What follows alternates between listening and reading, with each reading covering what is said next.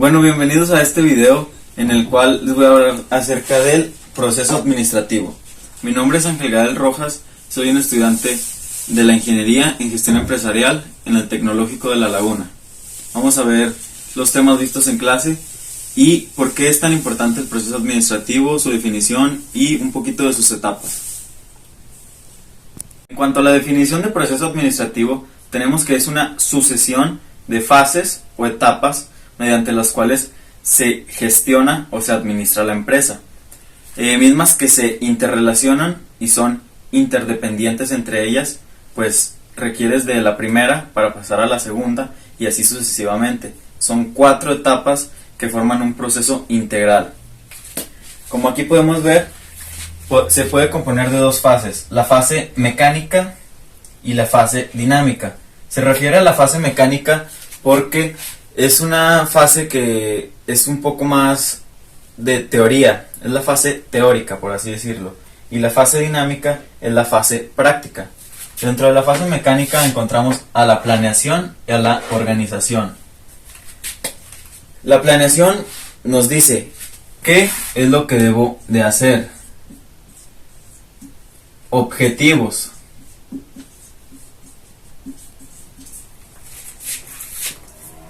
dentro de la organización podemos encontrar quién va a realizar esos objetivos y debemos de realizar organigramas para gestionar a nuestro personal a que realice la etapa de planeación y poder cumplir esos objetivos.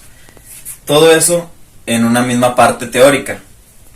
Dentro de la fase dinámica, que es la dirección, en la dirección tenemos la ejecución, pues también se le conoce como fase de ejecución, donde realizamos todo lo que ya tenemos planteado dentro de las 2 primeras etapas del proceso. Y por último tenemos el control, dentro del cual revisamos o inspeccionamos lo que hemos realizado dentro de la fase de dirección, y no solo de eso, no solo de lo que hemos realizado en esta fase, sino que se tiene que controlar toda la parte del proceso. Por eso aquí tenemos las 4 etapas: planeación, organización, dirección y control, que vamos a ver a continuación un poco más a detalle.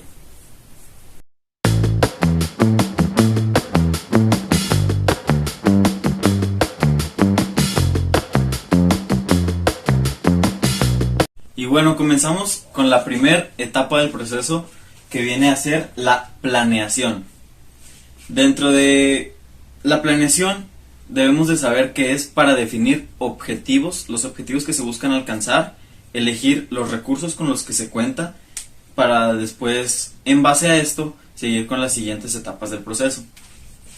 Bueno, entre las importancias tenemos que nos prepara para una posible contingencia, es decir, para algo que nos pueda suceder en cuanto a la empresa, y poder estar un poquito mejor preparados para responder a ese tipo de situaciones. Tenemos el punto número 2, que es reducir la incertidumbre. Esto nos permite trabajar un poco más tranquilos, sabiendo que con cualquier cosa que pase nosotros somos capaces y tenemos planes para responder hacia ello. El punto número 3 es que nos reduce los riesgos ya mencionados de algo que pueda pasar y nos pueda llegar a afectar, y podemos saber aprovechar mejor las oportunidades que se nos presenten. Y tenemos una mejor toma de decisiones debido a que ya está todo estructurado en cuanto a lo que podemos nosotros hacer y lo que buscamos conseguir. Hay diferentes tipos de planeación. Todo esto según los diferentes objetivos y los diferentes recursos que se tengan, como ya mencioné. Pero pues dentro de lo principal, las etapas son estas 9. La primera es la misión, que es la razón de existir de la empresa. En el punto número 2 tenemos la investigación, que es el análisis que nosotros hacemos para encontrar el problema que buscamos cubrir o hacia la meta que buscamos llegar. Dentro del punto número 3, que son las premisas, tenemos internas y externas. Las premisas son las situaciones que nosotros debemos de tomar en cuenta. Las internas son las que están bajo nuestro control y son más que nada dentro de la empresa, y las externas ya no cae tanto en nosotros ese control, y son de afuera de la empresa. Dentro de los objetivos tenemos, como ya mencioné, lo que debemos de buscar, lo que queremos conseguir y a dónde queremos llegar. Dentro de la estrategia es cómo vamos a llegar a ese tipo de objetivos, las posibilidades que tenemos para llegar a ello. Las políticas son las normas establecidas que la misma empresa establece que debemos de seguir en el camino hacia llegar a esos objetivos. Número 7 tenemos a los programas, que son actividades establecidas para realizar a lo largo del camino. Dentro de los presupuestos, más que nada se refiere al flujo del dinero que se maneja en la empresa, que son los gastos que se van a hacer, un dinerito para los imprevistos, etcétera, etcétera. Y por último tenemos los procedimientos, que se refiere al orden cronológico en que se van a realizar las actividades para que no se estorben las unas a las otras.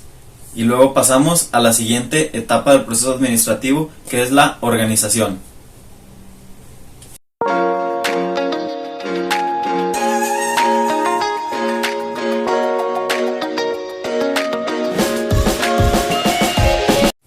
Y bueno, llegamos a la etapa de organización, donde tenemos dos aspectos a cuidar, que es la división de trabajo y la coordinación.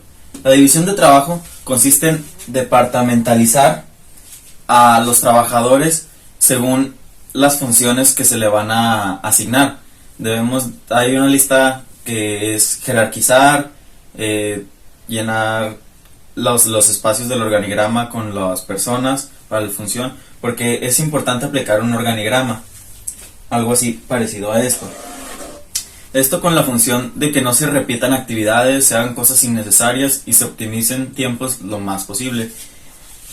Por ejemplo, en este organigrama podríamos acomodar, poniendo un ejemplo en una escuela, en la cabeza al director, abajo en la jerarquía a los maestros, y por último cada maestro tiene a su alumno, etcétera, etcétera.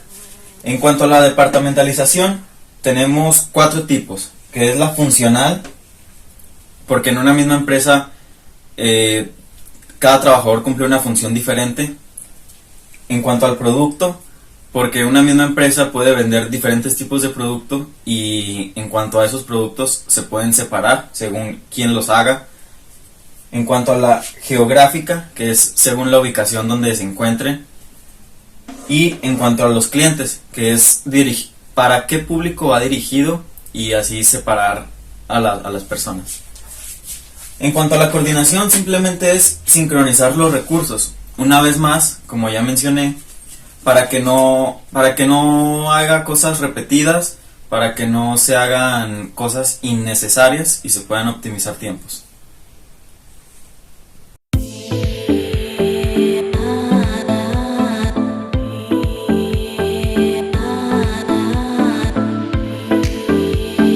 Y bueno, comenzamos con la etapa de dirección, que también se le conoce como etapa de ejecución por eso mismo, porque es la etapa donde se comienzan a ejecutar lo anteriormente planeado en la primera y segunda fase del proceso administrativo. Y en esta etapa de dirección, de acuerdo a la estructura organizacional vista anteriormente en la parte de organización, por eso son fases consecutivas, porque pues tenemos que aplicar lo anteriormente visto. Mediante la conducción y orientación de los recursos, debemos de llevarlo a través de la motivación, comunicación y liderazgo. Cosa muy importante para que los trabajadores que tenemos a cargo quieran hacer sus cosas y haya un mejor ambiente laboral, haya un mejor rendimiento en la producción, etcétera, etcétera. Bueno, la importancia de la dirección en sí es poner en marcha la fase dinámica. Una vez que terminamos con la fase mecánica, que es la parte teórica, comenzamos con lo dinámico, que es comenzar a realizar las cosas.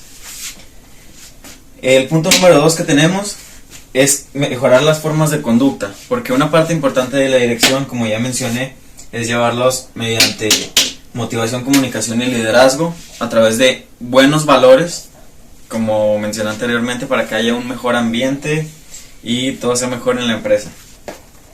Por último tenemos la comunicación, que es algo muy importante en todos los aspectos, en la empresa, en nuestra vida diaria, etcétera, etcétera. Porque un ejemplo así muy sencillo en la empresa, si yo estoy haciendo algo por mi propia cuenta y no le digo a nadie, puede que eso ya lo hayan hecho los demás, puede que esté haciendo las cosas mal y haga cosas innecesarias, y por eso es algo muy importante la comunicación. Entonces, en resumen, es cuando se ejecuta todo.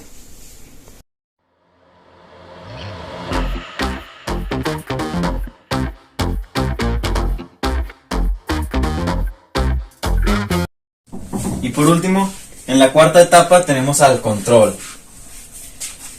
Se trata de establecer estándares para evitar desviaciones. De eso se trata el control. Mediante inspecciones, mediante monitoreos, al final y a través de toda la etapa que hemos manejado en el proceso administrativo. Las importancias de esta fase es que garantiza el cumplimiento. Pues si se hace un buen monitoreo, unas buenas inspecciones, se puede hacer un buen producto y te garantiza, si está bien monitoreado, te garantiza que esté bien hecho el producto. En el punto número 2 tenemos que comprueba la buena gestión que se ha hecho. Si se hace una buena gestión, de igual manera se puede llegar a hacer un buen producto. En el número 3 tenemos que promueve la calidad, porque al estar haciendo una constante inspección debe llegar a cumplir los estándares que nosotros nos hemos propuesto, y todo producto que no los cumpla debe ser desechado y aprender de esos errores para hacer algo mejor la próxima vez. Y bueno, en el cuarto tenemos que previene errores. ¿A qué se debe esto? Pues siempre que se hace el monitoreo, se hacen tablas estadísticas, todo lo necesario para que no se vuelva a cometer ese error, o ver el origen de esos errores mediante diagramas de Ishikawa, etcétera, etcétera. Por eso es que previene errores. El número 5 es que es algo fundamental. Simplemente sin el control nunca habría mejora continua, no habría innovaciones, simplemente todo se haría a la y se va, diría. Y pues simplemente no se podría, ni siquiera se llegaría al final, porque el control está durante todos los procesos de la etapa administrativa, de la etapa de procesos administrativos, y es por eso que es algo fundamental. Y ya por último, como retroalimentación de lo que hemos visto, también podemos darnos cuenta de que cumple con el principio de universalidad, que es decir, que es aplicable en todos lados. También podemos darnos cuenta de que se cumple en modo espejo, es decir, que las 4 etapas, en cada una de las etapas se vuelve a repetir, es decir, en la misma planeación se debe aplicar la planeación, la organización, la dirección y el control. Y bueno, algo que me sirvió a mí mucho en lo personal para comprender mejor estas 4 etapas fue una práctica que hicimos en la misma escuela.